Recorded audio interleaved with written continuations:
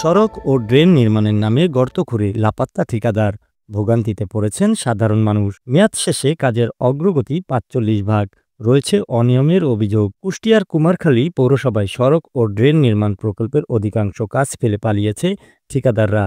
যে কাজগুলো চলমান রয়েছে তাও করা হচ্ছে নিম্নমানের সামগ্রী দিয়ে দায়সারাভাবে। ফলে ঠিকাদার ও পৌর কর্মকর্তাদের যোগসাহায্য প্রকল্পের প্রায় ২৭ কোটি টাকায় জলে যাওয়ার সংখ্যা দেখা দিয়েছে, যা নিয়ে ক্ষুব্ধ পৌরবাসী। সেদিনকে অটো পড়ে গেছিল, একটা মেয়ের হলো বাচ্চা পেটে, সেই বাচ্চা নিয়ে এর ভিতরে অটো সহকারে পড়ে গেল। তারপরে আবার ভ্যান পড়ে গেল, লোক সহকারে ৩ জন লোক সহকারে ভ্যান পড়ে গেল।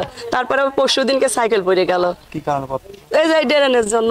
২০২৪-২৫ অর্থ বছরে ৩টি প্যাকেজে ২৭ কোটি টাকা ব্যয়ে সড়ক সংস্কার ও ড্রেন নির্মাণ প্রকল্পের কাজ শুরু করে কুষ্টিয়ার কুমারখালী পৌরসভা। তবে এ প্রকল্পের কাজ শুরু হয়েছে শুধুমাত্র কাগজে কলমে। অধিকাংশ কাজেই লোক দেখানো শুরু হলেও বন্ধ পড়ে আছে ৮ মাস ধরে। হাদিস নেই ঠিকাদারি প্রতিষ্ঠানের, ফলে চরম ভোগান্তিতে পড়েছেন পৌরবাসী। আর এই প্রকল্পের যে কাজগুলো চলমান রয়েছে তাও চলছে নিম্নমানের সামগ্রী দিয়ে দায়সারাভাবে।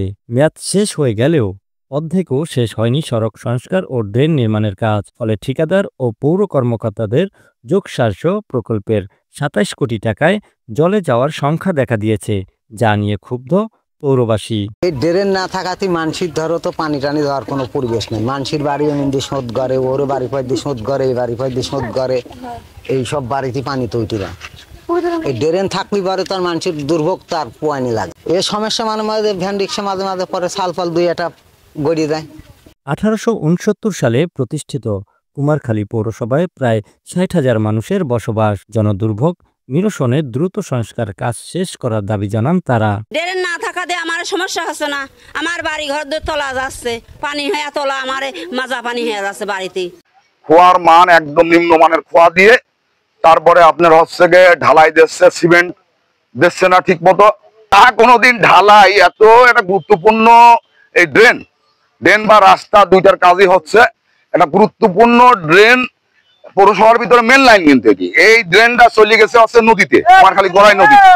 প্রত্যেকটি ড্রেনের সাথে এই ড্রেনের সংযোগ, তাহলে ফিলিং বালু দিয়ে ঢালাই দিচ্ছে। এই বিষয়ে ঠিকাদারি প্রতিষ্ঠানের সাথে যোগাযোগের চেষ্টা করেও তাদের পাওয়া যায়নি। তবে চলমান কাজে অনিয়মের বিষয়টি স্বীকার করে পৌর কর্তৃপক্ষ বলেছে, চলমান রাজনৈতিক পরিস্থিতি সহ নানান কারণে নির্মাণ কাজ ধীরগতি হয়েছে। লিখিত অভিযোগ পেলে আইনগত ব্যবস্থা নেওয়া হবে। তবে প্রকল্পের সব কাজ দ্রুত সময়ে শেষ করতে চেষ্টা করছেন তারা। প্রজেক্টের কাজ দেখাশোনার জন্য ৩ স্তরে প্রকৌশলী নিয়োজিত আছে। পৌরসভার পক্ষের উপসহকারী প্রকৌশলী, সহকারী প্রকৌশলী এবং পৌরসভার নির্বাহী প্রকৌশলী কাজ তদারকি করবেন।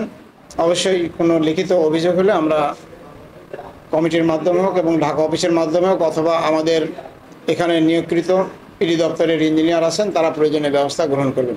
উন্নয়ন কাজে এমন অনিয়মের সাথে জড়িতদের বিরুদ্ধে ব্যবস্থা সহ দ্রুত সময়ের মধ্যে সঠিকভাবে কাজ শেষ করার দাবি স্থানীয়দের।